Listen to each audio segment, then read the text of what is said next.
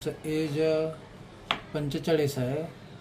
C1 आणि C2 थोडंसं चिटकल्यासारखं आहे. तिथं थोडंसं त्यांना प्रेशर आहे, त्यामुळे डोळ्यावर प्रेशर येणे, चक्कर येणे हा प्रकार आहे. आणि लंबरमध्ये आणि सगळ्यात विशेष म्हणजे स्पाईन स्ट्रेट झाली कमी वयामध्ये आणि थोडं डिजनरेशन पण आहे.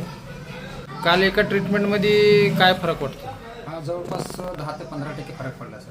कशात फरक पडला? आता चक्करमध्ये आणि जो डोळ्यावर प्रेशर येत होता ते कमी झाले आणि चक्कर थोडंसं कमी झालेलं आहे. बरं. आणि चालण्यामध्ये वगैरे मला थोडंसं बॅलन्सिंग थोडंसं अडचण येत होतं, ते थोडंसं कमी वाटतंय सर. कमी वाटतं. आणि कमरेत जे पायात विकनेस वाटत होता, विकनेस पण कमी आलेला आहे. कमी आलेलं आहे.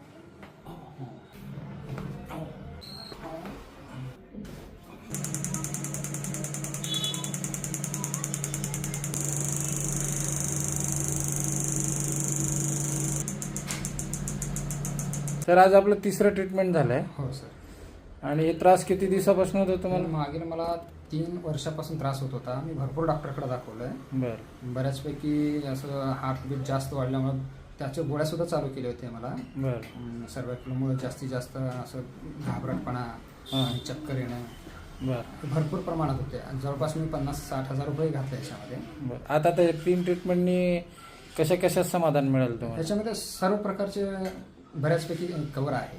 मेन कंप्लेंट जे तुमच्या होते डोळ्यावर प्रेशर येणे, प्रेशरचे जवळपास आता 50% कमी झालेले आहे. डोळ्यावरलं प्रेशर. हो. आणि चक्कर सुद्धा 50% कमी झालेले आहेत.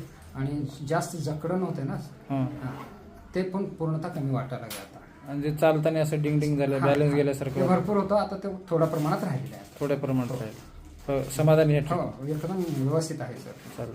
ट्रीटमेंट कंटिन्यू करू, फायदा होऊन जाईल. Yes sir.